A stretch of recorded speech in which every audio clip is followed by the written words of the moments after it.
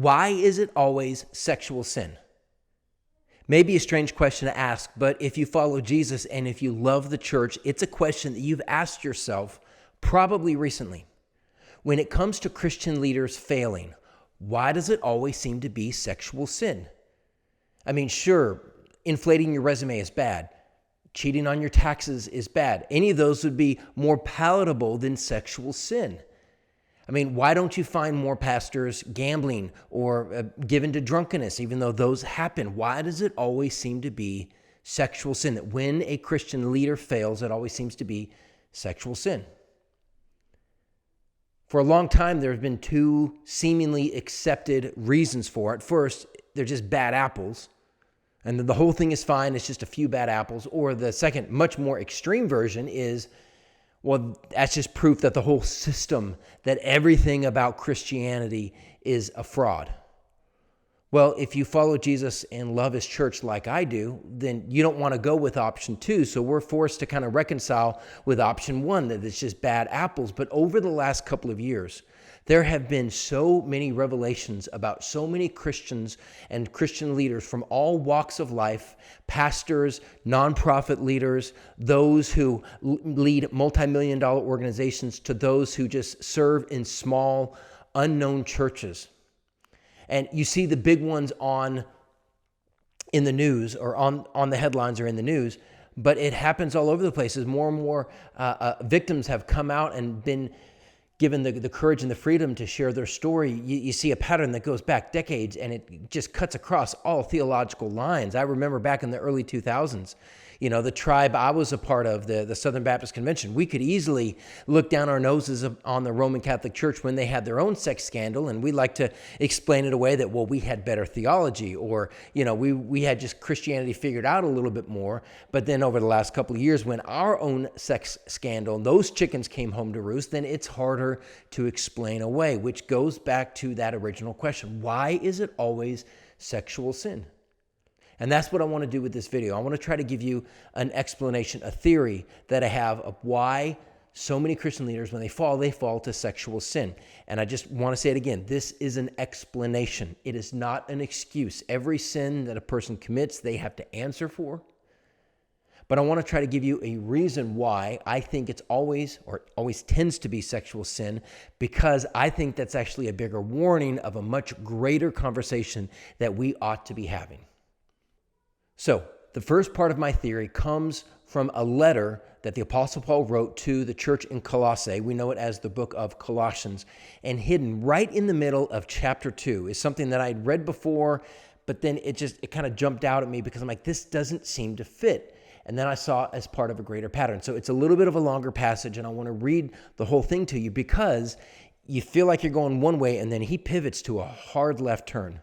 Here's what he says in Colossians chapter 2, starting in verse 20. Paul says to a group of Christians, he said, "Since you died with Christ to the elemental spiritual forces of this world, why, as though you still belong to the world, do you submit to its rules? Do not handle, do not taste, do not touch. These rules, which have to do with things that are destined to perish with use, are based on merely human commands and teachings. Such regulations indeed have an appearance of wisdom with their self-imposed worship, their false humility, and their harsh treatment of the body, but they lack any value in restraining sensual indulgence." And that's the left hook.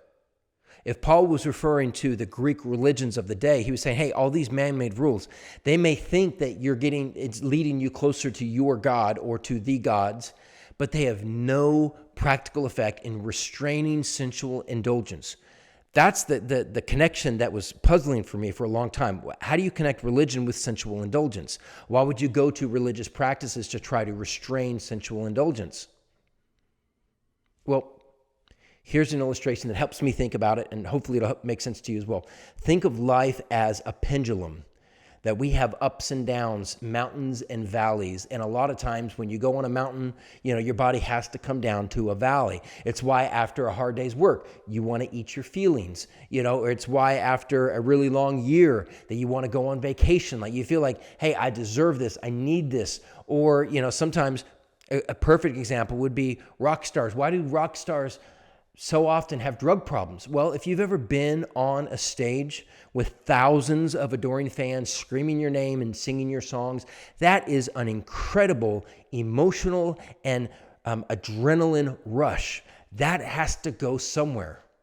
I've experienced a small taste of it being on a stage speaking to hundreds and hundreds of people in a church service. Definitely not the same thing, but it is an adrenaline rush being in front of all those people. That has to go somewhere. And so for a lot of rock stars, that's why they end up going to drugs, because they just have to release. That pendulum goes so far in one direction that it has to swing back in the other direction. And usually it ends up, for rock stars, being a drug addiction. So, okay, maybe that makes sense.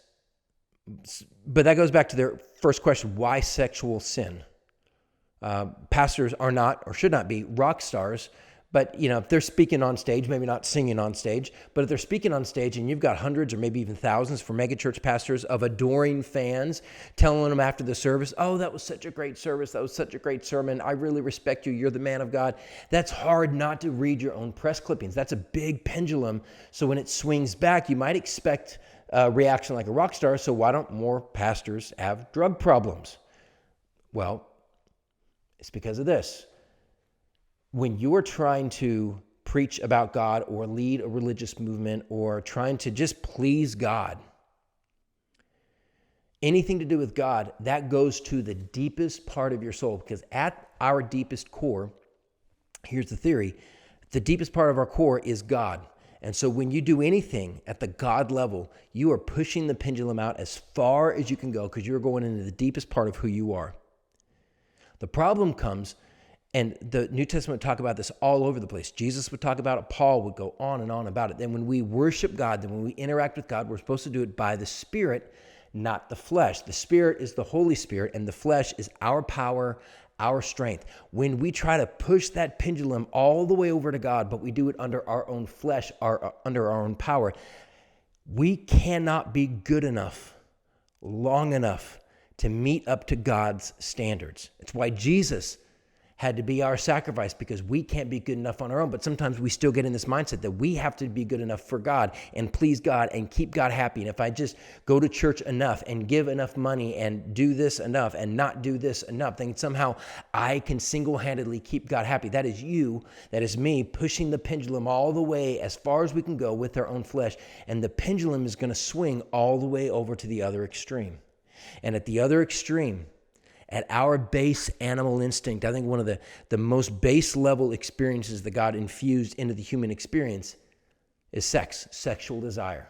It's at the core of who humanity is created, how he created us, is with a sexual desire. All right, I don't think it's a surprise at all when you see the pendulum, if it's pushed all the way with the flesh to God, it's going to come all the way back to the other extreme, and at the other extreme is our sexual desire. Paul actually hinted at this. Not hinted, he came out and said it.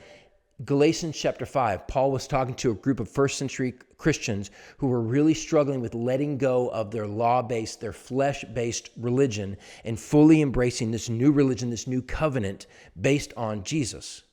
And so he said, guys, I've tried the old way. I've tried the flesh-driven religion, and I took it to its logical conclusion. And let me tell you what's at the end of the road. And so he gives, in Galatians 5, he gives two lists. He says, this is what's going to happen if you live by the flesh, and here's what's going to happen if you live by the Spirit. Now, we know the second list. The fruit of the Spirit is love, joy, peace, patience, kindness, goodness, faithfulness, gentleness, and self-control. That if your life is characterized by those things, it's a sign that you are living by the power of the Spirit. What's less known, but it's just as relevant, is the list before. When Paul says the acts of the flesh are obvious, that if you try to push that pendulum to the God level, to the God extreme, under your own power, here's what's going to happen. He gives a list of the acts of the flesh, of the fruit of the flesh.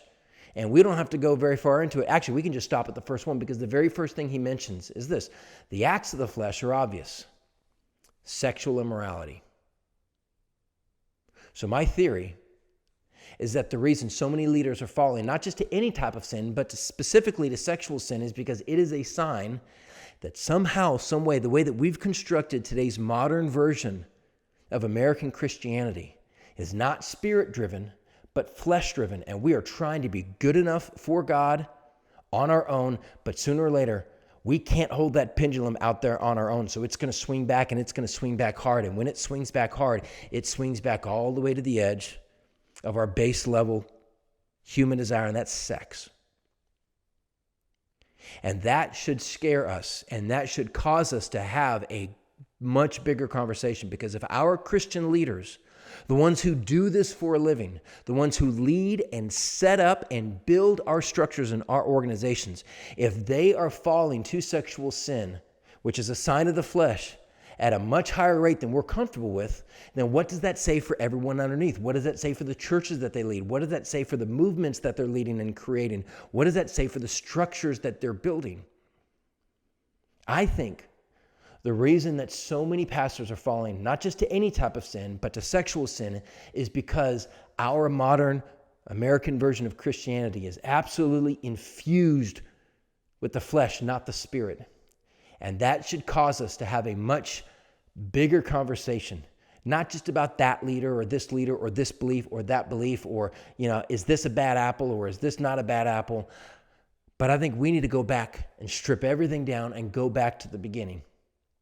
Because I think today's sexual sin problem in the church is a warning sign that we are way off base. And that is a much bigger problem. And that's one of the reasons why I created a resource based off of the earliest church in Acts 2:42. It's called A New Way to Follow Jesus. 4 simple practices to transform your life. This is not a new way in that I just thought of it. It is a new way because it is such an ancient way, it's such a forgotten way that it's new to us.